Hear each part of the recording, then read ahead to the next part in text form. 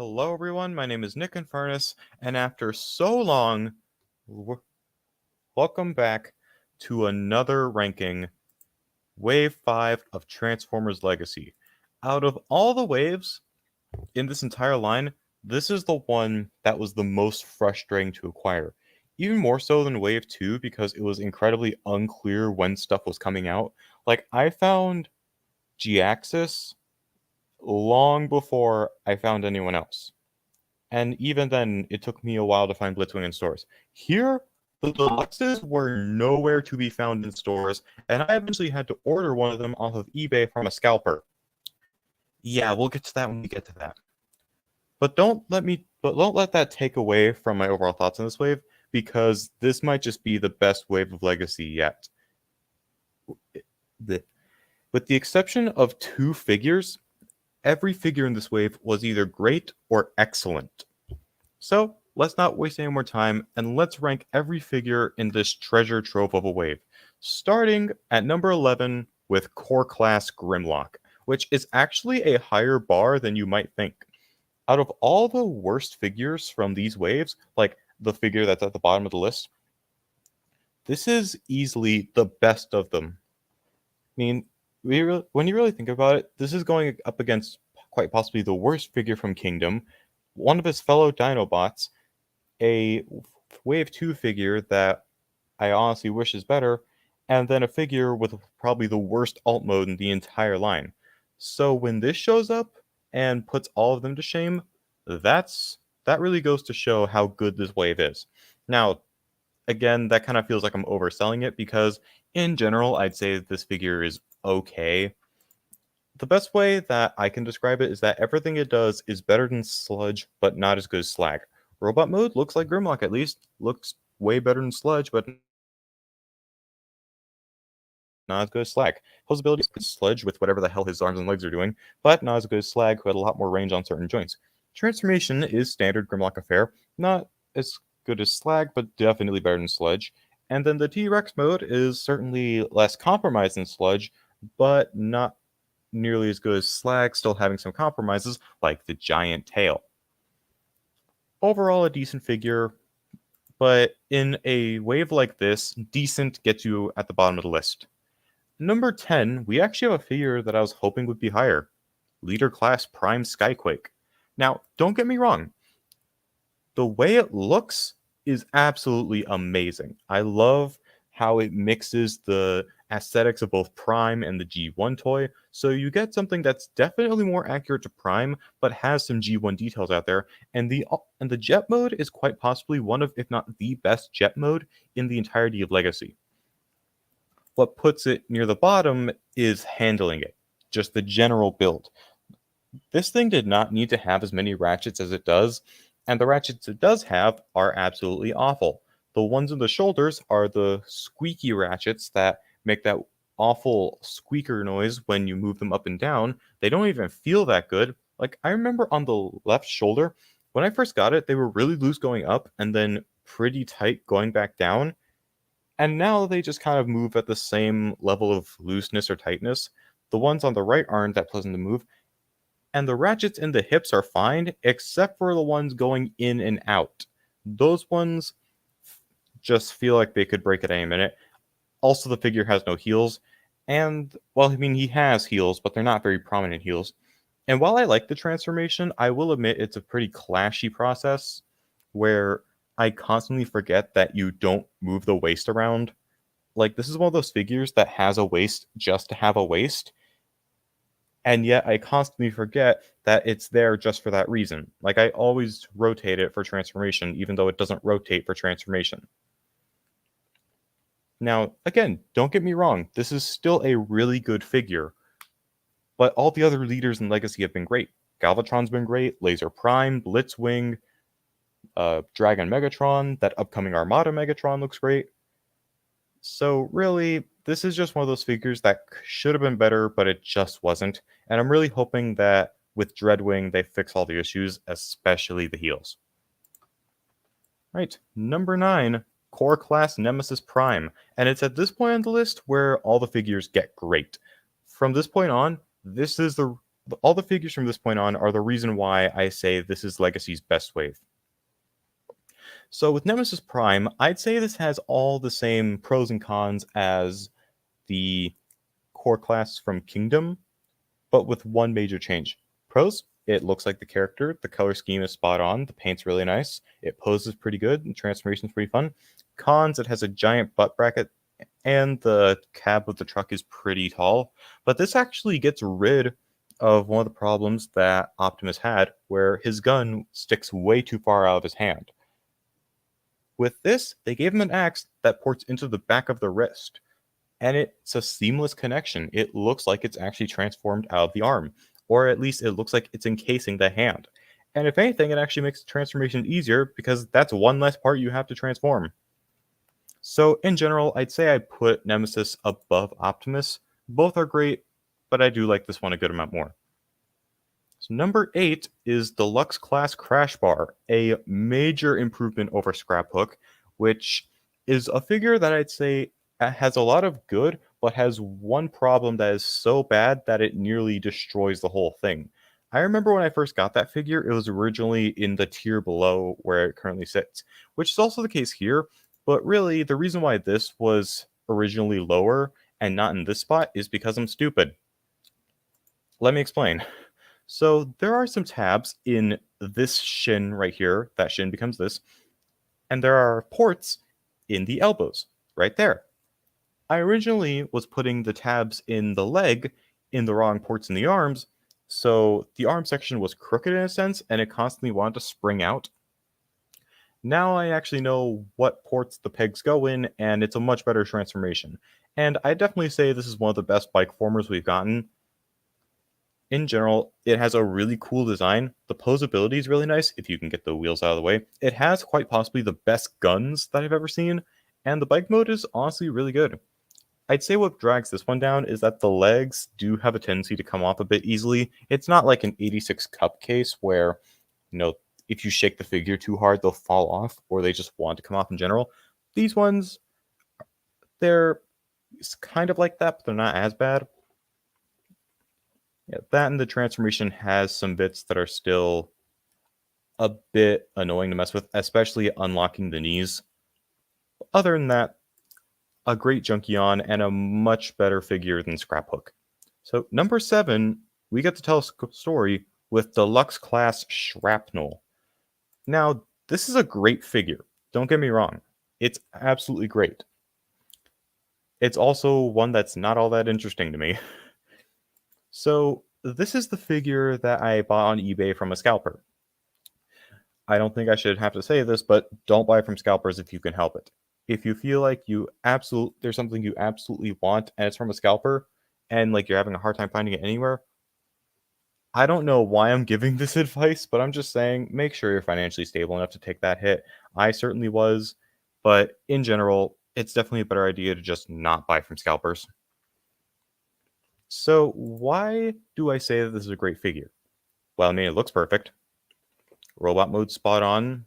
The bug mode is weird looking, but it is what it's supposed to look like. And I don't know. Something about this, just getting it in a hand, I look at it and it's like, yeah, that's correct. And no other thoughts really enter my brain. Like, admittedly, it was kind of like that with Tarn at first, but at least Tarn has a very interesting transformation and really good posability, even if the hot rod shoulders are, well, not great. This just kind of poses averagely, that was so hard to say, poses averagely and has a very simple transformation that has 2 very perfect modes. It's a fun figure, just not one that grabs my attention as much as some of the other ones. Just like number 6, Deluxe Class Crosscut. Oh god, the wheels. Literally the first thing that grabs my attention when I look at this guy is his wheels. I get why they couldn't, paint those black because there was black paint in the budget. It was mainly just because the paint budget was taken up by all of the silver. Yeah, the images don't really do it justice, but this thing is coated in silver paint. Most of the things that are visible in vehicle mode covered in silver paint, just painted silver. And it's especially egregious on the shin doors because that's red plastic, painted black, and silver. There was black paint in the budget, but they couldn't spare some of it for the wheels. That aside, if it weren't for those wheels, this would easily be the best of the skids toolings. It's using the much more superior burnout head from the Legacy Velocitron burnout. And this probably has the best QC out of any of these, out of anything that was using the skids mold. So, like, again, this is a great figure, but man, you guys really couldn't have painted the wheels. I can't really say with confidence that this would have been higher at all on the list with painted wheels, but it would have at least been a bit better. Alright, entering the top 5, we have the figure that I actually thought at first was going to be my number 1, Voyager class Metalhawk. So when I first saw this guy in robot mode, I was already hooked because my mind immediately said, holy shit, that's Cyclonus. That is one of my favorite figures ever, the Kingdom Voyager Cyclonus that was in Wave 1. And to this day, that is still my second favorite figure of all time, behind, 86 Grimlock, because that thing's amazing. And then I saw the jet mode for the first time, and I was like, whoa, that was Cyclonus? Like, they wrangled an Earth jet out of Cyclonus' space jet. Then I got it in person, and not only are the joints weaker than Cyclonus, but the jet mode is the biggest thing holding this figure back. Like, even with the joint problems, this is still plenty stable. The posability is still really good, if not as good. The transformation is still really good, if not as good. And the jet mode is where it actually kind of loses me. Like, this isn't the worst looking jet I've ever seen, but at the same time, it's definitely way too boxy and square. Though I will say it looks a lot better than it does in this picture because in real life, this nose cone is actually a lot less stubby. Like, seriously, I don't know what the hell happened there, but that is just not what that looks like. So, I do love this thing. I just know that there's a better version of it out there. And in general, I am a little bit disappointed. Not so much to where I'd keep this out of the top 5, but this definitely could have been better. If anything, G-Axis probably would have been a better fit, and you'd probably have an easier time wrangling an Earth jet out of that figure than out of this one. Anyways, number 4 is Core Class Thundercracker. So, if you'll remember the year 1 ranking I did for Legacy, you might remember that I actually placed the Core Skywarp fairly low on the list. It was in the lower half of the list. Now, keep in mind, that doesn't at all reflect my thoughts on the Core Class Starscream that they released in Kingdom and that they're re-releasing for Legacy Wave 6. The reason why that one was so low is because it came with a stupid accessory that was compromising the figure in service of Hot Rod's stupid combiner sword. Excuse me. And it was also missing the no rays, and it was also very floppy and loose. The only issue that this has when compared to the Starscream is that his shoulders are looser. And the colors don't punch as hard. Because in general, this is one of my favorite core class molds. Ever since they, announced that class, this has been one of my favorites. Only really being outdone by the Soundwave mold, Bomb Burst, and one other that I'll get to when the time is right. It looks good. It has a very interesting transformation. The jet mode is really nice and very swooshable. And in general, this is just a really good Starscream mold, Seeker mold for $10. Can't really go wrong here. Speaking of Bomb Burst, number 3 is Bomb Burst. The one and only package refresh in this wave. Give me a minute, I need to drink some water. Thank you. And everything good that I said about him in the year 1 ranking still applies here. I really like the way he looks. He was the best posing core class figure, but that has since been outshone, I guess, is the word I would think of. I do like the look of the alt mode, and the transformation, while simple, it does get the job done. Even if he is a bit, insecure in some areas, like with the backpack and with the arms and alt mode, I still get a lot of fun out of this guy whenever I mess with him. Right, our runner-up is Voyager class Twincast. I am so glad I didn't screw that up because that is some of the weirdest alliteration ever. Voyager class twin cast. So given that this is the blaster mold, I guess this shouldn't be too surprising because I did rate that mold pretty highly in that year 1 ranking. In general, this is blaster with worse QC, but still improved in some areas. Like the knees, for example, are a lot easier to move, but every joint on this is much looser than it was on blaster. I do think that Rewind is cooler looking than Eject, since this is an actual character. I might get Titan's Return Chrome Dome at some point to go with him. And one thing that I do like about the boombox mode, other than the fact that you can see right through him in this picture, is the fact that the handles actually click into place. It's not like with Blaster where you had to, adjust it, make sure that it was in the right spot. Here, it just soft clicks into place and you don't have to worry about moving. In general, I would put this below Blaster, but at the same time, it's like a slot below. The only thing that this does worse than Blaster is the quality control.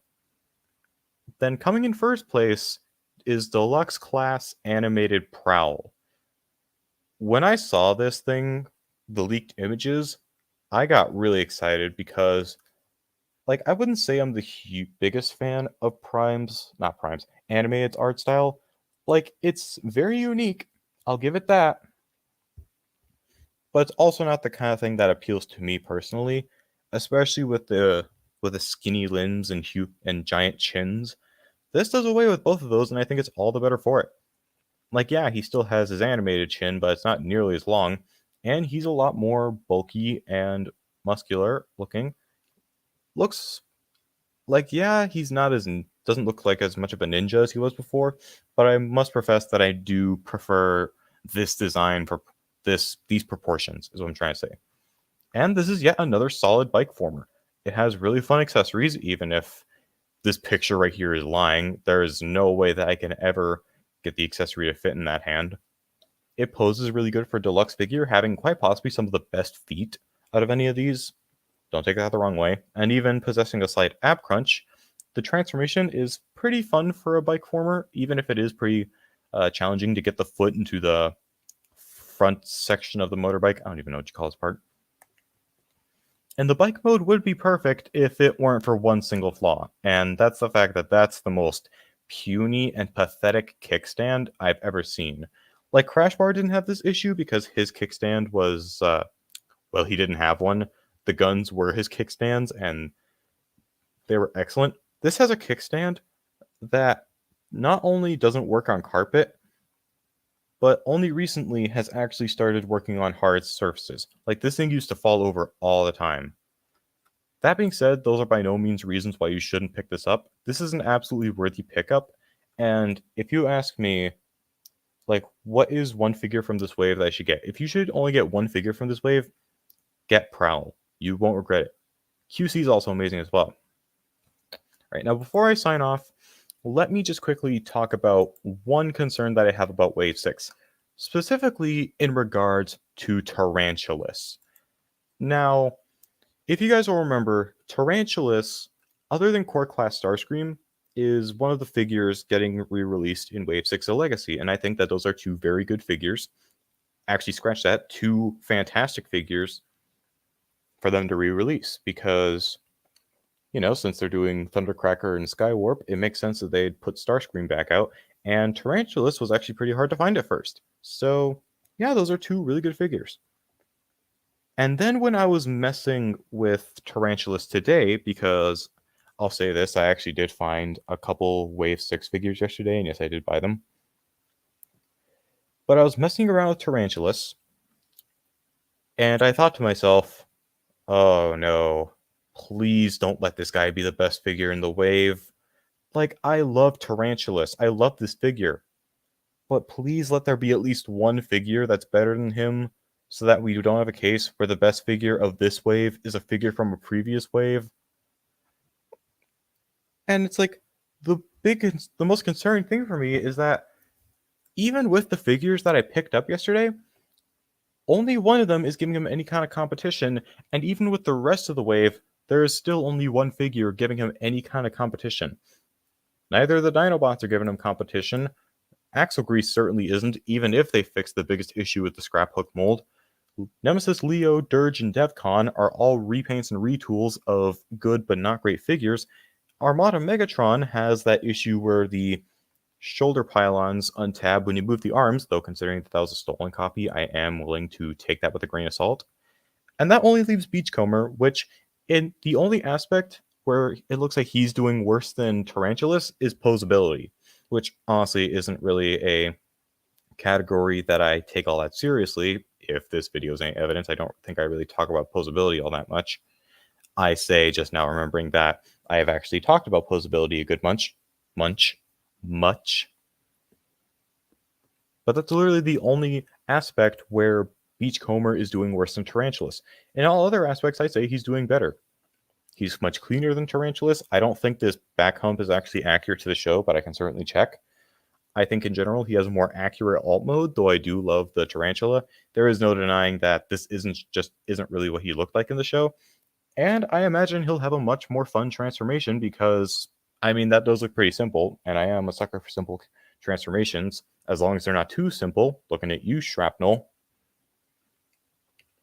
I'm just hoping that they don't find a way to screw Beachcomber up, because I think Wave 6 definitely needs to have a best figure that is its own thing. Like, I'm really hoping that the best figure of the wave isn't a repack. I know that might not sound like, much of a good reason to be concerned, but, that's just what I'm hoping. Anyways, guys, that's going to be it for this ranking and minor rant. If you enjoyed, you know what to do. I'm not going to bore you with all the generic stuff. I'll see you guys in the next video. Take care, and Godspeed.